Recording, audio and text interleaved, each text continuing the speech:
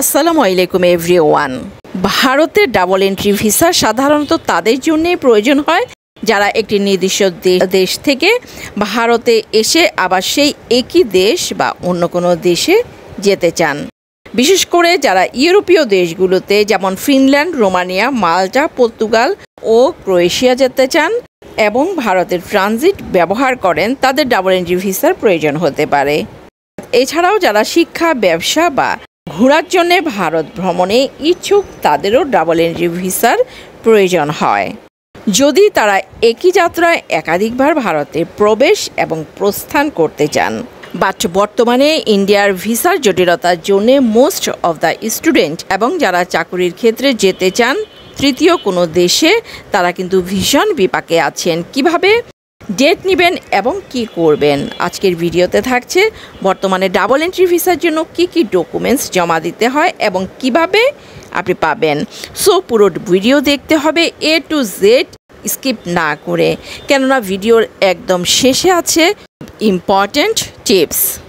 প্রথমত, আপনি ভিসার জন্য যখন অ্যাপ্লাই করবেন তখন রেফারেন্স হিসেবে VFS এর ডিটেলসগুলো দিবেন। এছাড়া মোটামুটি অ্যাপ্লিকেশন কিন্তু সবগুলোই সেম, অন্য কিছু তেমন একটা চেঞ্জ করার দরকার নেই। মনে রাখতে হবে ফাইল যখন গুছাবেন তখন কেয়ারফুলি গুছাতে হবে, কেননা এটা ভিসা পাওয়ার জন্য বেশ ইম্পর্টেন্ট।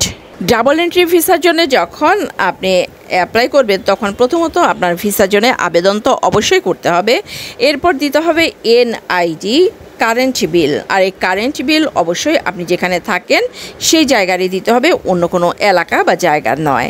ব্যাংক স্টেটমেন্ট নিজের অ্যাকাউন্টে অবশ্যই 1 থেকে 2 লাখ টাকা থাকতে হবে।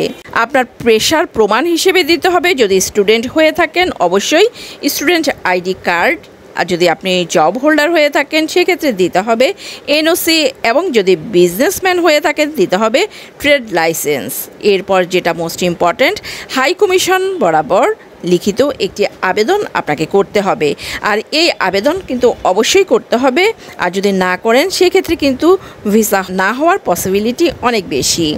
এম্বাসি বা VFS অ্যাপয়েন্টমেন্ট কপি এবং মেল কনফার্মেশনের প্রিন্ট কপি দিতে হবে।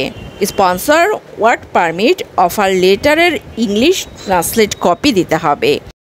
আপনি যেই হোটেলে উঠবেন সেই হোটেলের বুকিং কপিও দিতে হবে সাথে, আর দিতে হবে পাসপোর্টের কপি এবং পূর্বের ইন্ডিয়ান ভিসার কপি যদি থাকে। এই প্রত্যেকটা ডকুমেন্টস দিলে আশা করছি বর্তমান পরিস্থিতিতেও আপনার ভিসা হয়ে যাবে। বাট তার চেয়েও ইম্পর্ট্যান্ট, আপনি যেদিন ভিসার জন্য অ্যাপ্লাই করবেন সেদিন থেকেই হাই কমিশনের মানে ইন্ডিয়ান হাই কমিশনের মেইলে প্রতিদিন আপনার ভিসার রিকোয়েস্ট মেইলে একটা করে মেল দিয়ে যাবেন। আর এই মেলটা চেষ্টা করবেন সকালের দিকেই দিতে, যাতে তারা আপনার এমার্জেন্সি বুঝে। এই প্রসেসে যদি আপনি ভিসার জন্য ট্রাই করে যান, ভিসা হওয়ার সম্ভাবনা কিন্তু অনেক বেশি বর্তমান পরিস্থিতিতেও। ভালো থাকবেন, আল্লাহ হাফেজ।